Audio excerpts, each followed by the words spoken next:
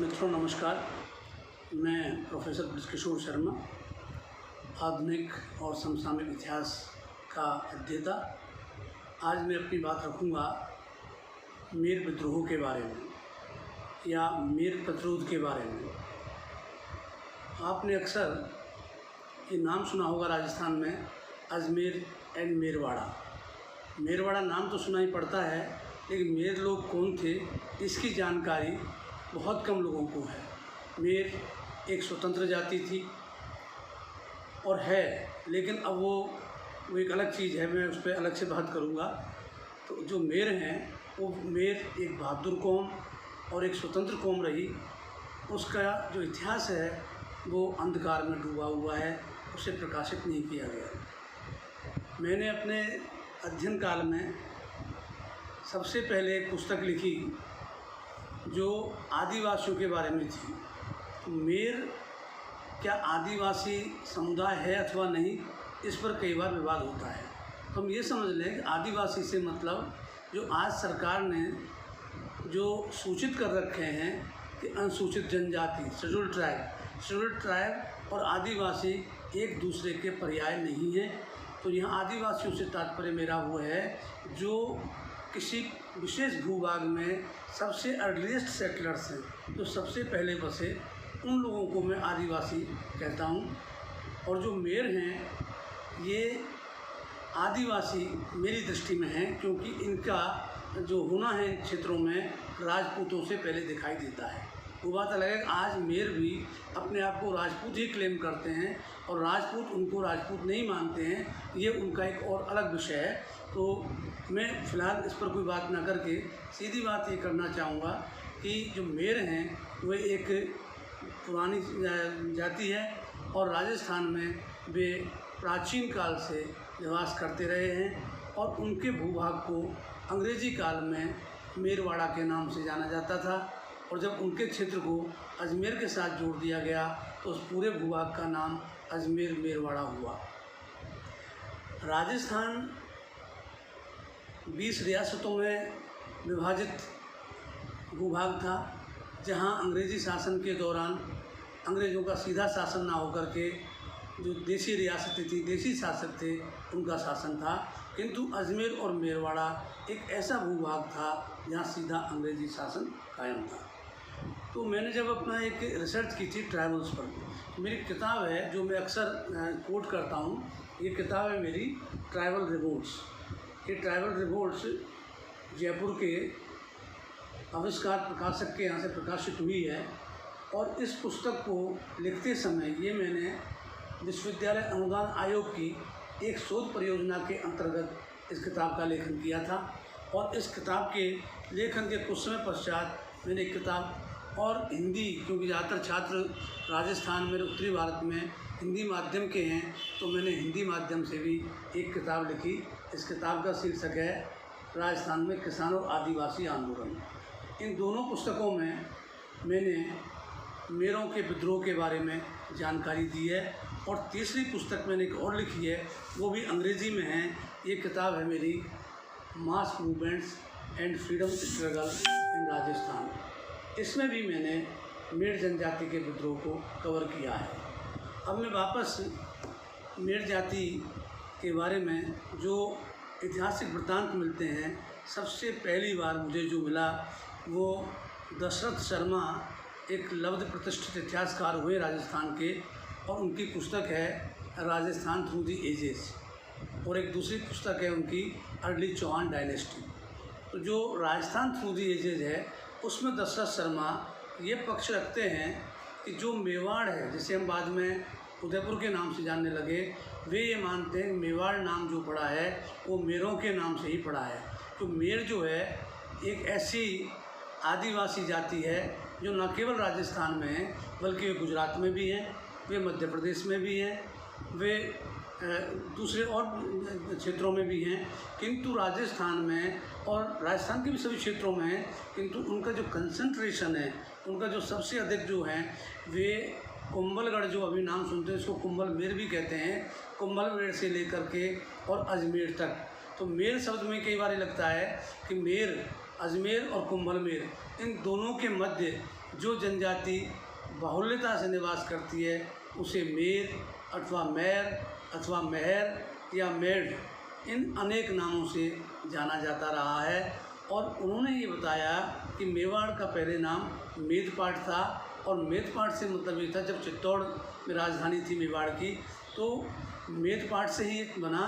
तो मेदों का मतलब मेरों का, जो पट्टी में जो मेरे निवास करते हैं वो पट्टी, वो पाठ, वो मेदपाट है। तो मेदपाट से ही आगे चल कर के मेवाड़ बना है। किंतु दुर्भाग्यवश ये कम्युनिटी, मेर कम्युनिटी जो है, मेरे समुदाय जो है, यह स्वाभिमानी, स्वतंत्र प्रिय और बहादुरी में बहुत आगे था। किंतु जब राजपूतों का वर्चस्व कायम होता है तो यह जनजाति सिमट करके उन क्षेत्रों में पहुंच गई जहां अधिकांशतः पठारी, पथरीला, सघन पहाड़ियां, जहाँ पे उपजाऊ भूमि नहीं है। उन्होंने तमाम अपमान से बचने के लिए या जो बाहर के आक्रमणकारी हों उनसे सुरक्षा के लिए वे इन पहाड़ों में निवास करने लगे। और मेर का अर्थ एक होता है जो माउंटेन ड्वेलर्स जो हैं, पहाड़ों में रहने वाले लोग। मेरू जो है पर्वत को ही इंगित करता है। और इस इलाके को मगरा के नाम से भी जाना जाता है। मगरा भी पहाड़ों को ही कहते हैं। मगरी और मगरा, मगरा पहाड़ और मगरी जो है छोटी पहाड़ी।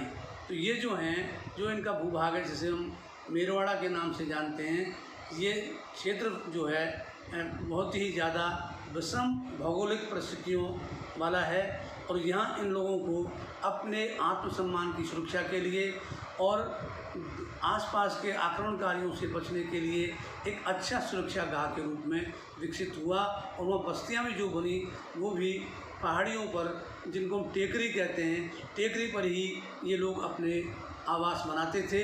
उससे लाभ ये होता है जब पहाड़ के ऊपर आप बैठे हैं तो जो आक्रमणकारी है, जो बाह्य शक्ति है, उसका आप बखूबी मुकाबला कर सकते हैं। तो उन्होंने इस तरह से रचना की कि यदि बाह्य तत्व घुस कर के उनके अगेंस्ट, उनके विरुद्ध कोई कार्रवाई करें तो उसका मुकाबला इन पहाड़ों में रह कर के किया जा सके।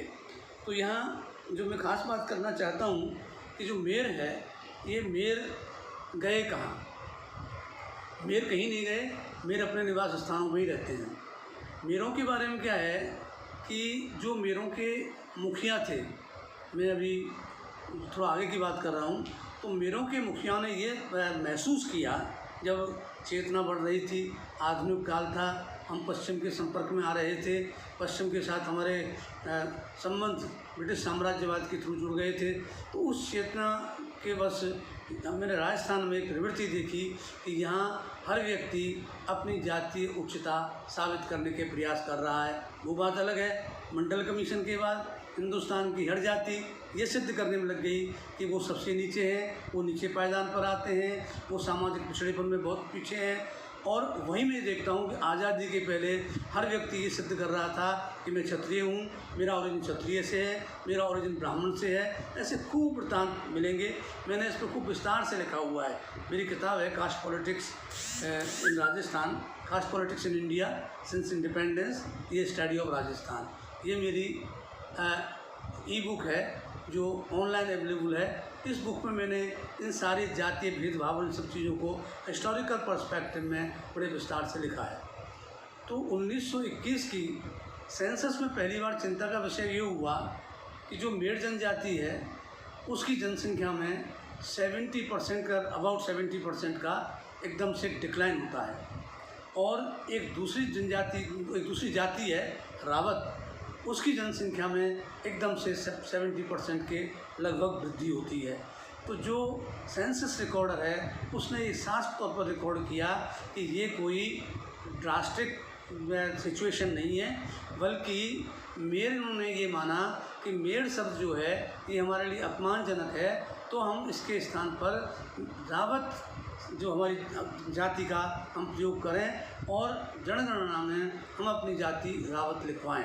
रावत क्या है कि रावत मुखिया को कहते हैं, रावत जो है चीफ्स को कहते हैं, रावत ठाकुरों को भी कहते हैं, रावत जागीरदारों को भी कहा जाता है। और रावत एक ऐसा शब्द है जो कास्ट को कई बार सिग्निफाई नहीं करके वो एक पद को करता है कि भाई those who are leaders they are Rawats of their caste, because in Rajasthan we find Rawat among Brahmins, Rawat among Banias, Rawat among Rajput, Rawat among Malis, Rawat among Meenas. तो रावत हमको अधिकांश जातियों में मिलते हैं, इसलिए जाति तो नहीं बनती, किंतु मेरों के मुखियाओं ने यही उचित समझा। जहाँ तक मेरों की नस्ल के बारे में सवाल है कि भाई ये किस स्टॉक के हैं, तो स्टॉक तो वैसे तो मानव मात्र का तो इसी पे बहस चल रही है कि सारा स्टॉक एक ही है, एक ही जगह से सब लोग निकले हुए हैं। लेकिन जो राजस्थान में जब इन मेरों के बारे में बात होती है तो एक बात मैं यहाँ और कहना चाहूँगा कि मध्यकाल के किसी भी स्रोत में, चाहे वो उनके जो मेरवाड़ा का जो एडजॉइनिंग क्षेत्र है, चाहे अजमेर रहा हो, चाहे मारवाड़ रहा हो, चाहे मेवाड़ रहा हो, इन तीनों के ही जो सोर्सेज हैं उनमें मेरों का उल्लेख लंबे समय तक कहीं दिखाई नहीं देता है। इसका मतलब ये साफ लग गया कि जो इसके एडजॉइनिंग एरियाज़ में जो रूलिंग पावर्स थी, रूलिंग एम्पायर्स थे, उन्होंने मेरों को पूरी तरह से इग्नोर किया, उन पर उन्होंने कोई ध्यान ही नहीं दिया।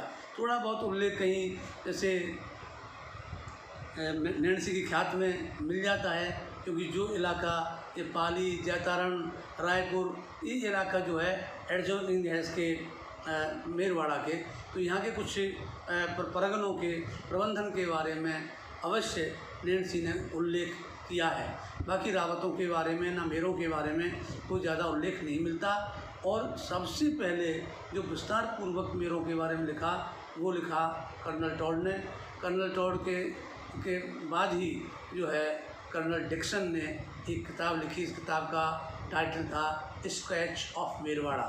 तो कर्नल डिक्सन हैं, ये भी इस मेरवाड़ा के प्रशासक के रूप में जाना जाता है, जिसने ब्यावर शहर की स्थापना की और ब्यावर शहर के विकास में बड़ा रुचि उसने ली। उसने शादी भी मेरे लड़की से ही की और मेरों के अंदर वो इतना घुल मिल गया था कि वो उनके हर डिटेल्स इकट्ठे करने में सफल रहे। तो वो जो उनकी किताब है 1850 में लंदन से प्रकाशित हुई और स्केच ऑफ मेरवाड़ा अभी भी ऑनलाइन भी अवेलेबल है और हार्ड कॉपी में तो वो आउट ऑफ प्रिंट है। उन्होंने विस्तार से लिखा, उसमें उन्होंने इस बात पर अफसोस जाहिर किया कि यह आदिवासी समुदाय जो सदियों से इस क्षेत्र में रहा था, इसे क्यों कर पड़ोस के राज्यों ने भी इग्नोर किया। फैक्ट ये है कि मेर कभी भी किसी भी राजनीतिक शक्ति के मातहत नहीं आए। उन्होंने कभी किसी की ओवरलॉर्डशिप नहीं स्वीकार की। हाँ, बहुत बाद में समय जा कर के ये अवश्य हुआ कि जब शांति का समय रहा तो वे मेवाड़ और मारवाड़ और अजमेर के जो जागीरदार थे एडजॉइनिंग एरियाज़ के, उनको वो होली और दशहरा की भेंट के रूप में एक नारियल और एक बकरा पहुंचाने का काम अवश्य करते थे। They presented a god and coconut, ये उन्होंने लिखा हुआ है। तो वो एक ये मानने के लिए कि भाई we recognise your overlordship but we are independent. तो आप ये देखें कि ये तुर्क आए, तुर्क भी इनके क्षेत्र में नहीं घुस पाए, मुग़ल भी इनके क्षेत्र में नहीं घुस पाए, मराठों ने इनके बीच में घुसने की कोशिश की, लेकिन वे भी विषम भौगोलिक स्थितियों से निकल कर आए थे महाराष्ट्र से। उससे ज़्यादा विषम स्थितियाँ इन मेरवाड़ा की पहाड़ियों में थी, तो वे यहाँ भी मात खा गए और वो विड्रॉ हो गए। तो ये जो हैं अंग्रेज़ एक पहली शक्ति है जिन्होंने इनके ऊपर अपना वर्चस्व कायम करने का प्रयास किया। तो जो कुछ इतिहास मिलता है वो इनका इतिहास जो शुरू होता है वो शुरू होता है 1818 से। कारण ये है कि इसके पहले कि जितने भी संस्कृत सोर्सेज हैं उनमें मेरों के बारे में कोई उल्लेख नहीं है। मेरों की अपनी कोई लिखित परंपरा रही नहीं है। तो मेरों की ही क्या, जितने भी आदिवासी और जो प्रिमिटिव सोसाइटीज़ हैं, उन प्रिमिटिव सोसाइटीज़ के पास जो है रिटन ट्रेडिशन था ही नहीं, इट वाज ओरल ट्रेडिशन। और वो ओरल ट्रेडिशन कहीं डिसअपियर नहीं हुई है, उसमें ठीक है मिक्सिंग के साथ साथ वो उसमें काफ़ी अनावश्यक चीज़ें भी घुस गई हैं। लेकिन जो ओरल ट्रेडिशन है, यदि ओरल ट्रेडिशन का हम स्टडी करें तो निश्चित तौर पर हम बहुत कुछ इन मेरों के बारे में पता हमें चल सकता है। तो जो इनका लिखित इतिहास हमें रिकॉर्डेड मिलता है वो 1818 से शुरू होता है। 1818 आधुनिक राजस्थान के इतिहास का एक महत्वपूर्ण वर्ष है। तो ये वो वर्ष है जब मराठों ने अजमेर अंग्रेज़ों को सरेंडर किया।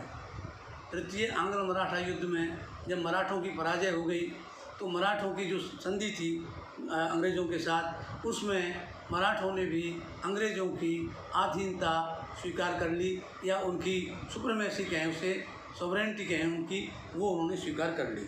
और उन्होंने जो अजमेर के बारे में जो फैसला हुआ, तो दौलत राव सिंधिया अजमेर के गवर्नर टाइप ही थे, और दौलत राव सिंधिया ने 1818 में ये अजमेर का क्षेत्र अंग्रेज़ों को सौंप दिया।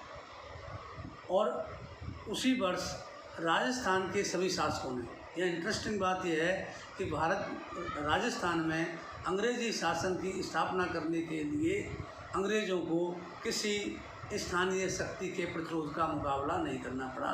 अर्थात यहाँ के किसी भी राजनीतिक दल ने अंग्रेज़ों के साथ कोई संघर्ष नहीं किया, बल्कि उन्होंने आगे बढ़ कर के सरेंडर कर दिया अंग्रेज़ों के सामने कि आप हमारे साथ संधि कीजिए। क्योंकि मुग़लों साम्राज्य के पतन के बाद वे खुद एक ऐसी शक्ति की तलाश में थे जो उनके ऊपर शासन कर सके या उनको कंट्रोल कर सके। क्योंकि मुग़लों के पतन के बाद तो वे आपस में इतने लड़े, उसी में मराठों को लूट खसोट आदि का अवसर मिला। तो ये जो यहाँ के शासक थे वे स्वयं भी अराजक स्थितियों से ऊब चुके थे, तो उन्होंने अंग्रेज़ों के सामने 1818 में, जिसे कहेंगे एक तरह का पीसफुल सरेंडर, शांतिपूर्ण तरीके से आत्मसमर्पण अंग्रेज़ों के समक्ष कर दिया। तो अब स्थिति ये हुई कि 1818 में जब अंग्रेज़ों को अजमेर मिला, तो जो अजमेर के अंतर्गत मेरवाड़ा का जो मेरों का जो क्षेत्र आता था, क्योंकि जो मेर हैं वे वैसे तो किसी की ओवरलॉर्डशिप में नहीं थे, किसी राज्य की अधीनता में नहीं थे, किंतु उनके भूभाग जो राज करने वाले लोग थे पड़ोस के, वो 3 भागों में बटे हुए थे। कुछ क्षेत्र मेरों का मारवाड़ के अंतर्गत था, कुछ क्षेत्र मेवाड़ के अंतर्गत था, और कुछ क्षेत्र अजमेर के अंतर्गत था। तो जो क्षेत्र अजमेर के अंतर्गत था, उस क्षेत्र को खालसा में शामिल करते हुए उस समय अजमेर के कमिश्नर थे एफ वाइल्डर। बिल्डर नहीं है, वाइल्डर है ये, WILDER, एफ वाइल्डर। तो एफ वाइल्डर ने पोजीशन लेते हुए जो अजमेर का मेर भूभाग था उस पर अपनी सत्ता कायम कर दी और वहाँ पर राजस्व लागू करने के प्रयास करना शुरू किया। ये कि कोइंसिडेंस था कि 1818 में अंग्रेज़ों के साथ संधि के बाद कर्नल टॉड मेवाड़ के रेजिडेंट थे, तो उन्होंने भी जिस भूभाग पर मेवाड़, इनके मेरों के भूभाग पर मेवाड़ अपना अधिकार समझता था, उन क्षेत्रों में कर्नल टॉड ने भी राजस्व कायम करने के लिए और इनके मेरों को नियंत्रित करने के लिए थानों का एक जाल बिछा दिया, पुलिस चौकियां और पुलिस थाने स्थापित कर दिए। इधर वाइल्डर ने अजमेर वाले भूभाग में कर दिए, और उधर से मारवाड़ भी अब अपना हक जताने लगा, क्योंकि उनको मेवाड़ और मारवाड़ को जब अंग्रेज़ों से अभयदान मिल गया कि भाई अब आप अपने एक्सटर्नल अफेयर्स में निश्चिंत हैं, अब आपको कुछ नहीं करना, हम करेंगे अब।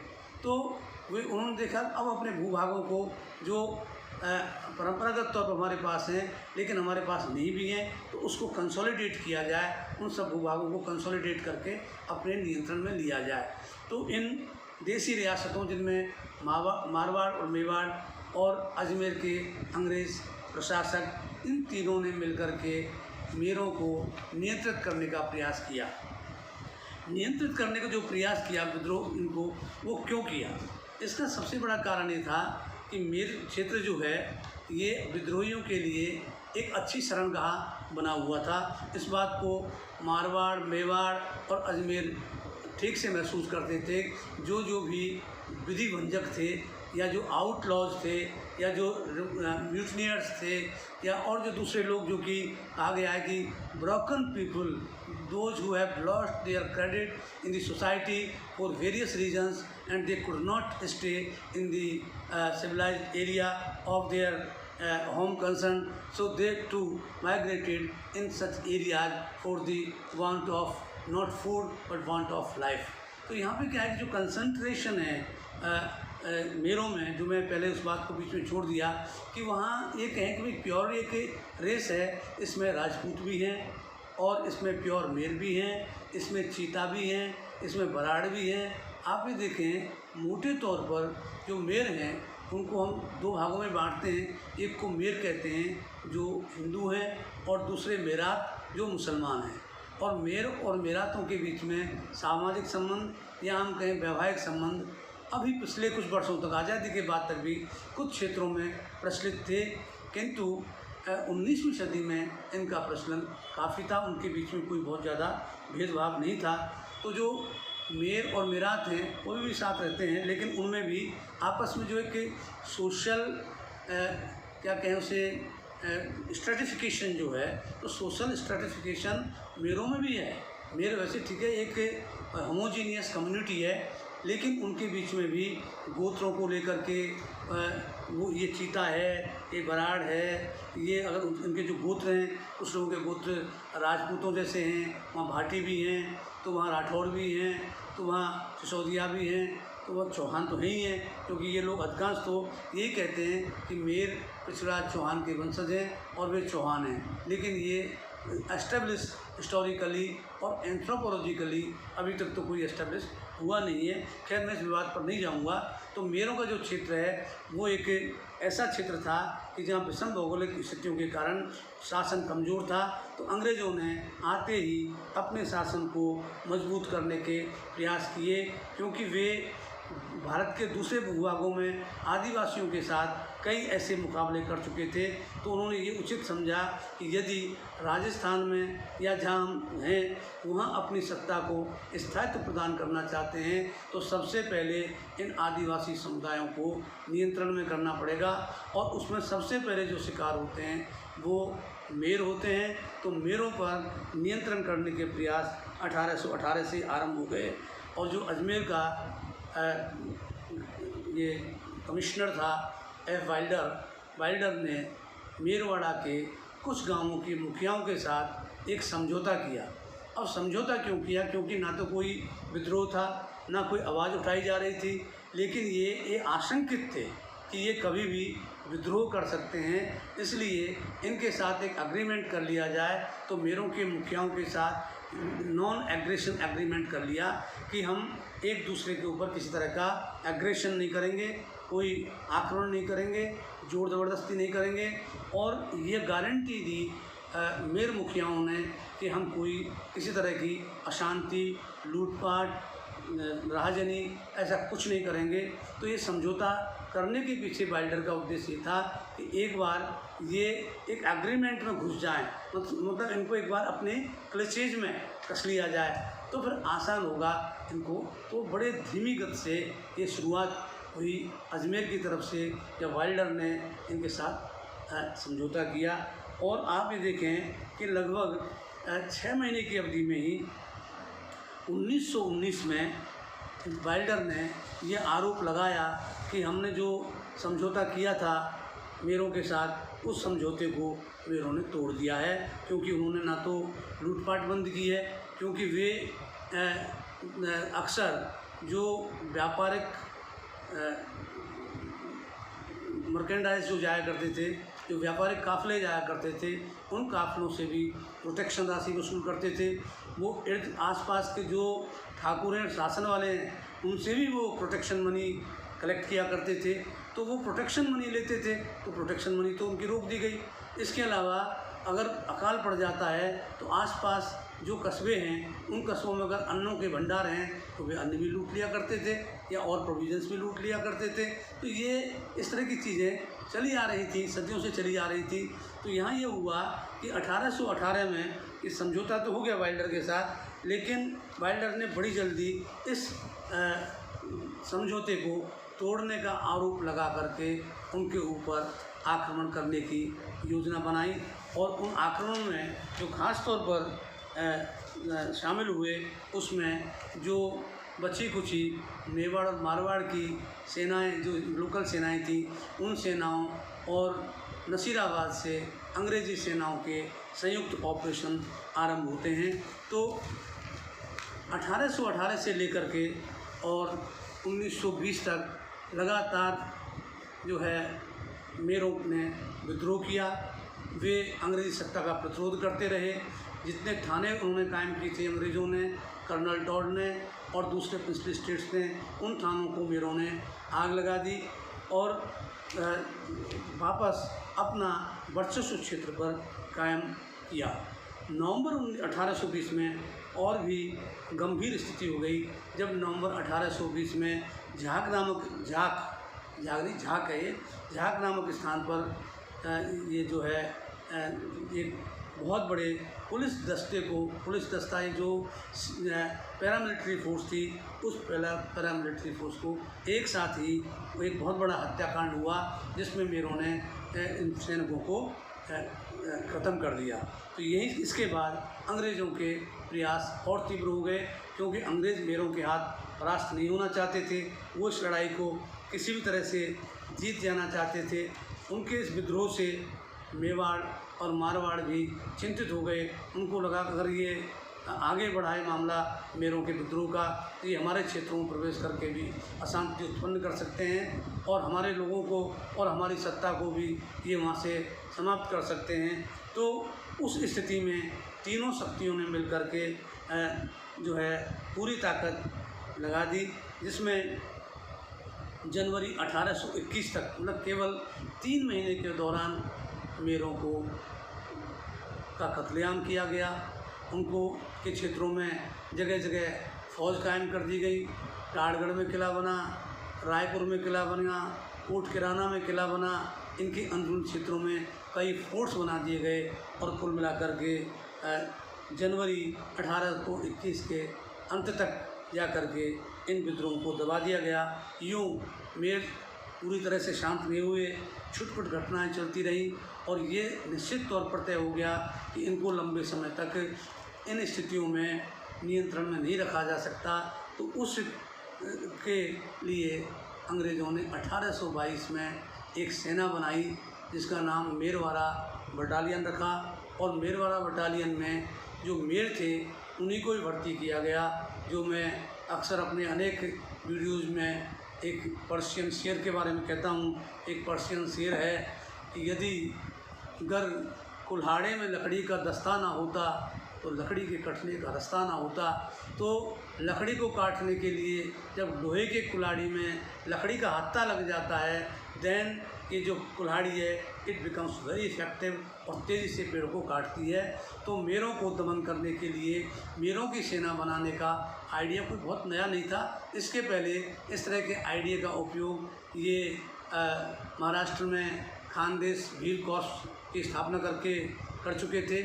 तो उसी पैटर्न पर आदिवासी मेरों का मेरवाड़ा बटालियन कायम की और इसका मुख्यालय ब्यावर कोई एक बहुत छोटा गांव था, वहां पर इसकी छावनी डाली गई। ब्यावर शहर तब अस्तित्व में नहीं था। ब्यावर शहर तो 1836 में जाके कर्नल डिक्सन उसका स्थापना करते हैं और उसका सारी प्लानिंग और उसका डेवलपमेंट करते हैं। तो यहाँ मैं ये कहना ही चाह रहा हूँ कि 1818 में मेरों के दमन की जो योजना अंग्रेज़ों ने तैयार की, उससे 3 शक्तियों ने मिलकर मेवाड़, मारवाड़ और अंग्रेज़ों ने मेरों को अपने अधिकार में तो कर लिया, किंतु वहाँ स्थायी तौर पर उन पर नियंत्रण कायम करने के लिए उन्हीं के बीच में उन्हीं के लोगों की एक सेना भी गठित कर दी गई और उस सेना के माध्यम से इनके दमन का रास्ता क्लियर हुआ। और 1821 जनवरी में जब मेरों का दमन हो गया तो वापस जो मेरों के भूभाग थे वो जोधपुर, उदयपुर और अंग्रेज़ों के बीच में बट गए।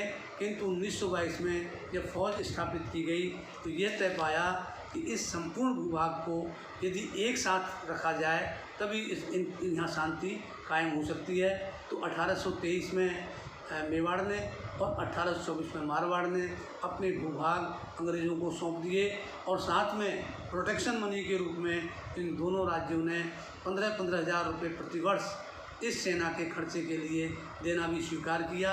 और ये जो क्षेत्र अंग्रेज़ों के कब्जे में आए उन सारे मेरवाड़ा क्षेत्र को खालसा भूमि के अंतर्गत लेकर के लगभग 1 लाख रुपये सालाना से अधिक का राजस्व अंग्रेज़ एकत्रित करने लगे और मेवाड़ और मारवाड़ से जो उनके मेर भूभाग लिए गए थे, जिसको मिला करके मेरवाड़ा बनाया गया, तो सही अर्थों में मेरवाड़ा 1822 में अस्तित्व में आता है। और मेरवाड़ा के बनने के बाद अजमेर का नाम अजमेर एंड मेरवाड़ा कर दिया गया और ये अजमेर और मेरवाड़ा 1947 तक चलता है। किंतु 47 में आज़ादी के बाद वापस जो मेरवाड़ा के क्षेत्र हैं, जो जिन पर मेवाड़ का हक माना गया था वो मेवाड़ को, और जिन पर मारवाड़ का हक माना गया था वो मारवाड़ को, और जो अजमेर में हक था वो अजमेर में वापस चले गए।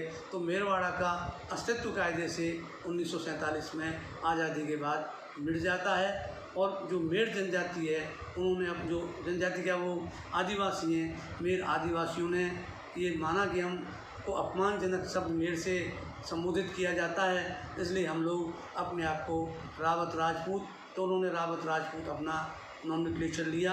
आज ये समुदाय अदर बैकवर्ड कास्ट या क्लास में आता है, तो अन्य पिछड़ी जातियों के अंतर्गत ये इस समय है। तो अब और ये 1824 के बाद निरंतर यहाँ अंग्रेज़ों की फौज रही और 1839 में फिर एक विद्रोह होता है। उस विद्रोह का कारण मारवाड़ के शासक मान सिंह के काल में कुछ ठाकुर असंतुष्ट थे उनके राज्य के, तो उन ठाकुरों ने डकैती और लूटपाट करना शुरू कर दिया था और वे डकैती और लूटपाट करके मेरवाड़ा के क्षेत्रों में ही अपनी सुरक्षा के लिए, बचने के लिए, छुपने के लिए घुस जाते थे। तो फिर से उन ठाकुरों को राउंड अप करने के लिए सैनिक अभियान चले। उन सैनिक अभियानों में सीधे तौर पर मेरों के साथ टक्कर नहीं थी, किंतु जिन मेरों का तो अंग्रेज़ी जानते थे कि मेर जो हैं वे अंग्रेज़ों के बजाय इन ठाकुरों के प्रति थोड़े से लॉयल हो सकते हैं, तो इसलिए उनकी लॉयल्टीज़ को चेक करते हुए कि कहीं ये आगे करके और उनके साथ ना मिल जाएं, तो दमन के शिकार तो नहीं हुए, लेकिन फिर भी इनके ऊपर अनेक कठोरताएँ 1839 में एक बार होने ला दी गई। तो 1857 तक लगभग मेरों को पूरी तरह से शांत करके और उन्हें कृषि में इन्वॉल्व कर दिया गया। कर्नल डिक्सन के टाइम में लगभग 30-40 छोटे छोटे बांधों का निर्माण हुआ और कृषि के विकास के लिए विभिन्न प्रयास किए गए और मेरों को कृषि के कार्य में संलग्न कर दिया ताकि शांति कायम हो सके। नमस्कार।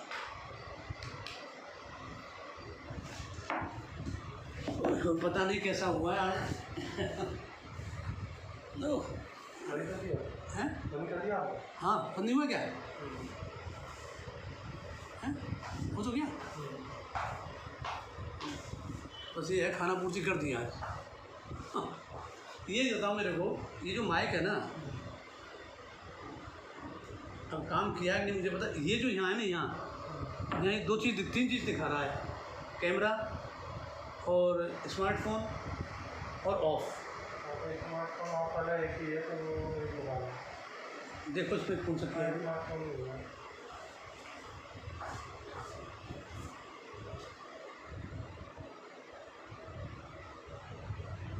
कैमरा वाला किया हुआ है। हैं? कैमरा वाला किया हुआ था। रुको। अभी मैंने किया है। अरे यार, इस गड़बड़ हो गई फिर। हैं? क्या पता है यार, देखते हैं। अरे यार, इसीलिए तो मैं